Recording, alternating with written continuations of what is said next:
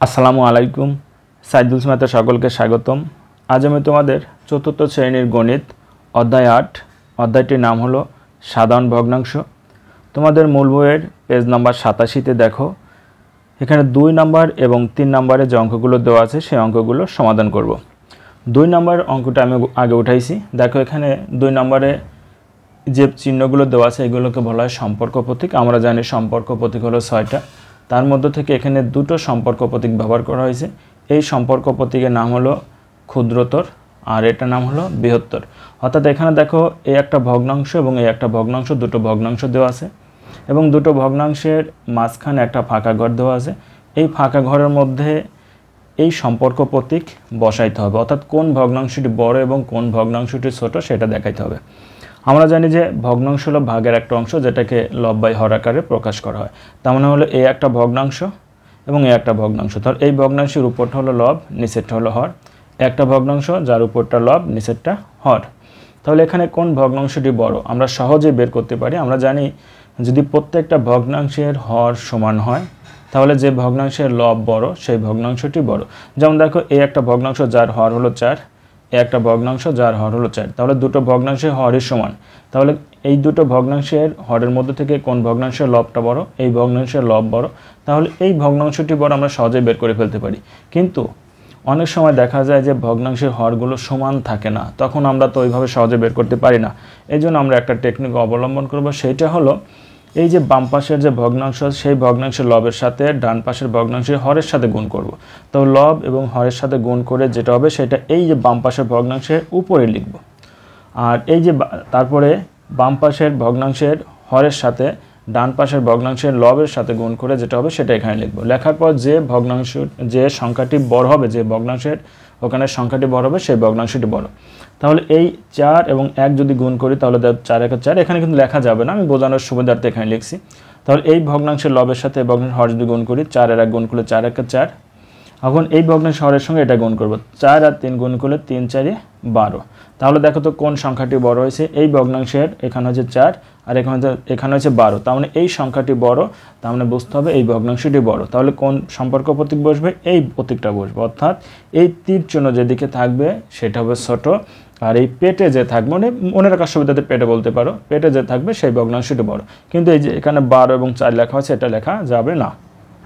তাহলে অঙ্কটা শেষ। এখন আসে এটা, তাহলে সহজে আমরা বলে দিতে পারি 5 আর 2 গুণ করলে 5 2 10, এখানে হচ্ছে হলো তোমার 10, আর 5 আর 1 গুণ করলে 5 1 5। তাহলে কোন সংখ্যাটি বড় হয়েছে, এই সংখ্যাটি বড় হয়েছে, তার মানে এই 2/5 এই ভগ্নাংশটি বড়, এই চিহ্নটা বসবে এদিকে। সম্পর্ক প্রতীকটা কোন দিকে বসবে, এদিকে, অর্থাৎ তীর চিহ্ন যেদিকে থাকবে সেই ভগ্নাংশটি ছোট হবে আর পেটে যে থাকবে সে বড় হবে। এখন এই ভগ্নাংশের এখানে দেখি সহজে কিন্তু আমরা বলে দিতে পারতেছি, দেখো যেহেতু উভয় ভগ্নাংশের হর সমান, যেহেতু উভয় ভগ্নাংশের হর সমান তাহলে যে ভগ্নাংশের লব বড় সেই ভগ্নাংশটি বড়। তার মানে হর যেহেতু সমান তার মানে এখানে 7 ভাগের 5 ভাগ, এখানে দেখো 7 ভাগের 4 ভাগ, তার মানে এই ভগ্নাংশের লব বড়, তার মানে এই ভগ্নাংশটি বড়। এভাবেও চিন্তা করতে পারো। কিন্তু ওই যে যখন ভগ্নাংশের হরগুলো সমান থাকবে না তখন তো কষ্ট হয়ে যাবে, এই জন্য তোমরা এইভাবে করবা। যেমন এর সাথে এটা গুণ করি 5 7 দেখো 35, তাহলে এখানে আছে 35, এখানে 4 7 কত 28। তাহলে কোন সংখ্যাটি বড় হলো, তার মানে এই এখানে দেখো 35 হয়েছে, এখানে 28, তার মানে এই সংখ্যাটি বড়, তার মানে এই 5/7 এই ভগ্নাংশটি বড়। এই যে 35 এবং 28 লেখছে এই সংখ্যাগুলো তোমরা লিখবা না, জাস্ট আমি বোঝানোর সুবিধাতে দিয়েছি। এখন এখানে দেখো 9 ভাগের 8 ভাগ, এখানে পূর্ণ সংখ্যা। আমরা জানি যে কোনো সংখ্যা বলো, যে কোনো সংখ্যার নিচে সবসময় মনে মনে কত থাকবে, 1 থাকবে। আমরা জাস্টকে বোঝানোর সুবিধা 1 দিলাম, তোমরা কিন্তু 1 দিও না। তাহলে কত থাকবে, 1 থাকবে। এখন দেখো এটা আমরা যদি গুণ করি তাহলে 8 আর 1 গুণ করলে 8 একে 8, 9 আর 1 গুণ করলে 9 একে 9। তাহলে কোনটা বড় হলো, এইটা বড় হলো, এখানে 8 এখানে 9, তাহলে এটা বড় হয়েছে, তার মানে এই 1 বড়, এটা। তার মানে 2 নম্বরটা শেষ। এখন আমরা 3 নম্বর হিসাব করব। 3 নম্বরে দেখো বলছে হিসাব করি, ভগ্নাংশের যোগ দেওয়া আছে 4টা এবং ভগ্নাংশের বিয়োগ অঙ্ক দেওয়া আছে 4টা। প্রথমে ভগ্নাংশের যে 4টা যোগ অঙ্ক দেওয়া আছে সেই 4টা হিসাব করবো। এখানে আমি দুটো আগেই তুলে নিয়েছি। তাহলে দেখো প্রথমে আমরা 1 নম্বরটা সমাধান করি। একটা ভগ্নাংশ এবং একটা ভগ্নাংশ, তাহলে এই ভগ্নাংশের সঙ্গে এই ভগ্নাংশটা যোগ করতে হবে। ভগ্নাংশের যোগ করার নিয়ম হলো প্রথমে ভগ্নাংশের হরগুলোকে লসাগু করতে হবে, লসাগু করার পর ভগ্নাংশের হর দিয়ে ওই লসাগুকে ভাগ করব, ভাগ করার পর যে উত্তর পাবো সেই উত্তরটা ভগ্নাংশের লবের সাথে গুণ করব। এটাই হলো নিয়ম। তাহলে ভগ্নাংশের হরগুলো যতগুলো হর থাকবে ততগুলো হরকে লসাগু করব। দেখো একটা ভগ্নাংশ, এখানে দুটো ভগ্নাংশ দেওয়া আছে, এই একটা ভগ্নাংশ একটা ভগ্নাংশ। এই ভগ্নাংশ হর হলো 3, এখানে লিখে নিলাম, তারপর কমা দেবো। এই ভগ্নাংশ হর হলো 3, অর্থাৎ দুটো ভগ্নাংশ দেওয়া আছে, দুটো ভগ্নাংশ হর হলো 3 আর 3। এই 3 আর 3কে আমরা লসাগু করব। লসাগু তাহলে দেখো এমন একটা সংখ্যা দিয়ে ভাগ করব যে সংখ্যা দিয়ে হয় দুটোর মধ্যেই যেতে হবে। দেখো 3 দিয়ে যদি আমরা ভাগ করি 3 3-এর মধ্যে কয়বার যাবে? একবার যাবে। আর এই 3 3-এর মধ্যে কয়বার যাবে? একবার যাবে। তাহলে 1 আর 1 থাকে, দ্বিতীয় লাইনে 1 আর 1 থাকে। এই 1 এবং 1 ছাড়া তো অন্য কোনো সংখ্যা দ্বারা ভাগ করা যায় না। আর 1 দিয়ে ভাগ করলে যা আছে তাই থেকে, যে জন্য আর ভাগ করার দরকার নেই। এখন এগুলো গুণ করে দেবো। যেমন দেখো এখানে 3, তারপরে 1, এই 1, এগুলো যদি আমরা গুণ করি তাহলে কত হয়? 3 1 3, 3 1 3। তার মানে লসাগু হলো আমার এই 3, এখানে 3 পেলাম, এই 3ই হলো আমার লসাগু। এইভাবে একটা টান দিবা, টান দেওয়ার পর এই 3 লিখবা। তাহলে আমার লসাগু কত হলো? 3 হলো। এখানে একটু সাইড নোট করে নিবা, অঙ্ক সমাধান করার পর এটা কেটে দিবা, এভাবে কেটে দিবা। তাহলে দেখো এখন কী করব? আমরা ভগ্নাংশ হরগুলোকে লসাগু করে লসাগু পেলাম 3। এখন এই ভগ্নাংশ হর দিয়ে লসাগুকে ভাগ করব। প্রথমে এই ভগ্নাংশের কাছে আসি। এই ভগ্নাংশ হর দেখো 3 দিয়ে যদি আমরা 3 ভাগ করি তাহলে উত্তর হবে 1। তাহলে তো এই ভগ্নাংশের হর দিয়ে লসাগুকে ভাগ করার পর যে উত্তর পাবো সেই উত্তরটা ভগ্নাংশের লবের সাথে গুণ করব। তো 3 দিয়ে 3 ভাগ করলে উত্তর হয় 1। সেই 1 যদি 1 এর সাথে গুণ করি, 1 আর 1 গুণ করলে হচ্ছে 1। এখন এই যোগ চিহ্ন দিলাম। এখন এই ভগ্নাংশের এখানে আসি। এই ভগ্নাংশ হলো 3 দিয়ে আমরা 3 ভাগ করি, 3 দিয়ে 3 ভাগ করলে উত্তর হয় 1। সেই 1 কী করবে? ভগ্নাংশের লবের সাথে গুণ করবে, 1 আর 1 গুণ করলে হচ্ছে 1। তাহলে এখন দেখো এই যে দাগটা ছিল দাগটা দিয়ে দিলাম, নিচে 3 ছিল 3 দিলাম, এই 1 আর 1 যোগ করলে 2। দেখো তো 2 আর 3কে কি কোনো কিছু দ্বারা ভাগ করা যায়? করা যায় না। তার মানে এটাই উত্তর। তার মানে 1 নম্বরটা শেষ। এখন এটা আমরা করব, সহজেই আমরা সমাধান করে ফেলতে পারো। যেমন দেখো 7 আর 7 আমরা লসাগু করি। 7 আর 7 লসাগু কত? 7 দিয়ে 7 ভাগ করলে 1, 7 দিয়ে 7 ভাগ করলে 1। এখন এটা আমরা গুণ করে দিই, এই 7, এই 1 আর 1। তাহলে 7 থেকে 7, 7 থেকে 7, উত্তর হলো কত? 7। এখন এই ভগ্নাংশের হর দিয়ে এটারে ভাগ করি, 7 7-এর মধ্যে কয়বার যায়? একবার যাবে। সে 1 দিয়ে যদি 2 এর সঙ্গে গুণ করি, 2 1 কে 2, এই যোগ চিহ্ন বসিয়ে দিলাম। এই 7 দিয়ে 7 ভাগ করলে 1, সে 1 যদি 6 এর সাথে গুণ করি তাহলে 4 1 কে 4। তাহলে এখন দাঁড়াচ্ছে দেখো নিচে হর 7 আছে, 7 রেখে দিলাম, 4 আর 2 6। দেখো তো 6 এবং 7কে কি কোনো সংখ্যা দ্বারা ভাগ করা যায়? কোনো সংখ্যা দ্বারাই ভাগ করা যায় না। তার মানে এটাই উত্তর। তার মানে 1 আর 2 নম্বর শেষ হয়ে গেল। এখন আমরা 3 নম্বরটা করি। 3 নম্বরে দেখো এখানে কী দেওয়া আছে? 5/6 যোগ 1/6 এটা দেওয়া আছে। তাহলে আমরা প্রথমে এই একই নিয়মে সবগুলো একই নিয়মে করবো। তাহলে এখানে ভগ্নাংশ হলো 6, একটা 6, 2টা 6 আছে। আমরা যদি লসাগু করি, 6 6 লসাগু কত? যদি তোমরা মুখে মুখে হিসাব করতে পারো তাহলে তো আলহামদুলিল্লাহ ভালো, আর না পারলে এইভাবে করে নেবা। 6 6-এর মধ্যে কবার যাবে? একবার যাবে। 6 6-এর মধ্যে কবে? একবার যাবে। তাহলে 1 আর 1কে তো 1 ছাড়া অন্য কোনো সংখ্যা দ্বারা ভাগ করা যায় না। তাহলে যা আছে তাই রেখে গুণ করে দেবা 6। তাহলে উত্তর হলো কত? 6। এই যে আমরা এখানে 6 লিখলাম। এখন এই যত লসাগু হয়ে গেল, লসাগু পাইলাম 6। এখন কি করব? এই ভগ্নাংশের হর দিয়ে, অর্থাৎ এই যে ভগ্নাংশের হর দিয়ে লসাগুকে ভাগ করব, অর্থাৎ এই 6 দিয়ে 6 ভাগ করলে উত্তর হয় 1। সেই 1 আমরা এই ভগ্নাংশের লবের সাথে গুণ করব। লব হলো 5, 5-এর সঙ্গে যদি 1 গুণ করি তাহলে 5 1 5, এই যোগ চিহ্নটা বসিয়ে দিই। এখন এই ভগ্নাংশের হর হলো 6, 6 দিয়ে 6 ভাগ করলে উত্তর হয় 1, 1 আর 1 গুণ করলে যে 1। এখন দেখো এই যে 6 6 রেখে দিলাম, 5 আর 1 যোগ করলে 6।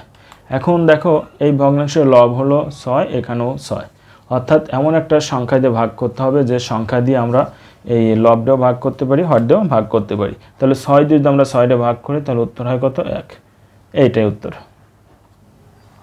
3 নম্বরটার সমাধান করা হয়ে গেল। এখন আমরা 4 নম্বরটার সমাধান করি। 4 নম্বরটা এখানে দেখো দেওয়া আছে কত? 3/10 যোগ 7/10 এটা দেওয়া আছে।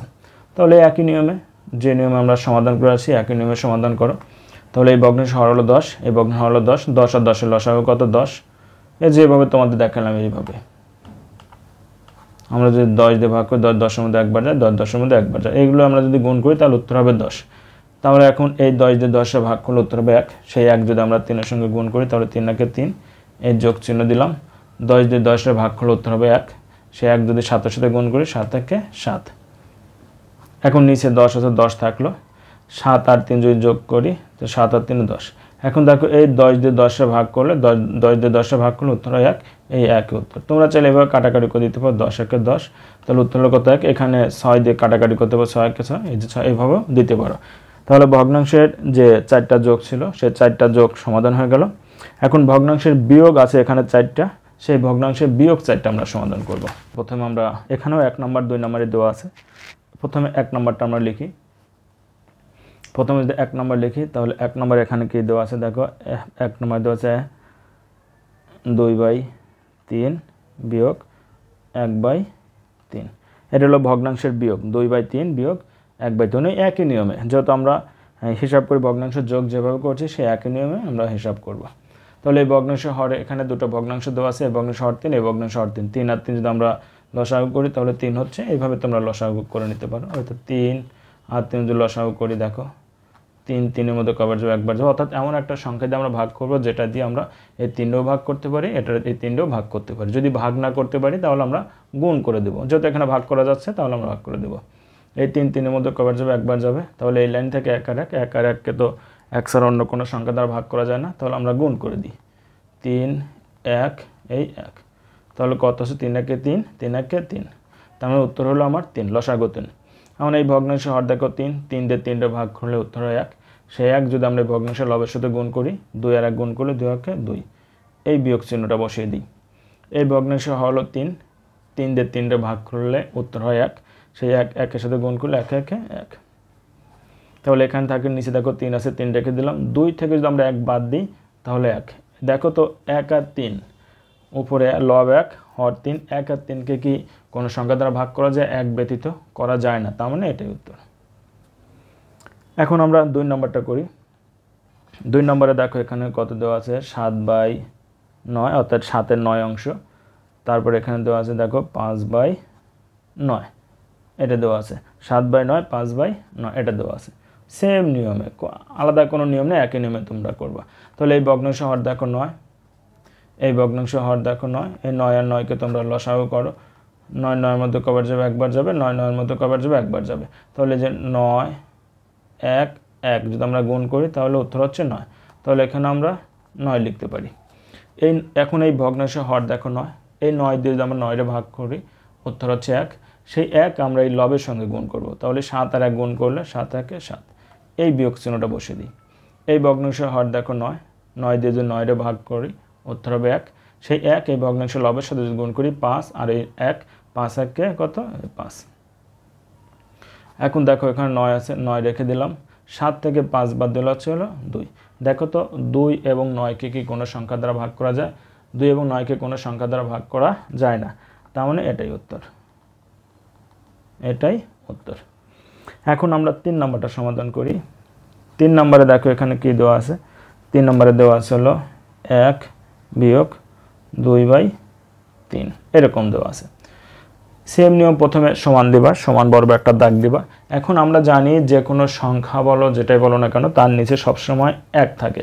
তাহলে এই যে এখানে 1 আছে, এই 1-এর নিচেও কিন্তু মনে মনে 1 ধরে নিতে, আমরা এই ডট ডট দিয়ে 1 দিলাম, কিন্তু 1 কিন্তু দেওয়া যাবে না, তোমাদের বোঝানোর সুবিধার্থে আমি 1 দিলাম। কেন তাহলে এই 1 কেন দেওয়া থাকে না? দেখো 1 দিয়ে যদি তুমি 1-রে ভাগ করো তখন নিচেরটা হলো তোমার ভাজক, উপরটা হলো ভাজ্য। তাহলে 1 দিয়ে যদি আমরা এই 1-রে ভাগ করে দেখো 1 1-এর মধ্যে একবার যায়, উত্তর কিন্তু একই হয়, তার মানে নিচে 1 দেওয়ার কোনো প্রয়োজন নেই।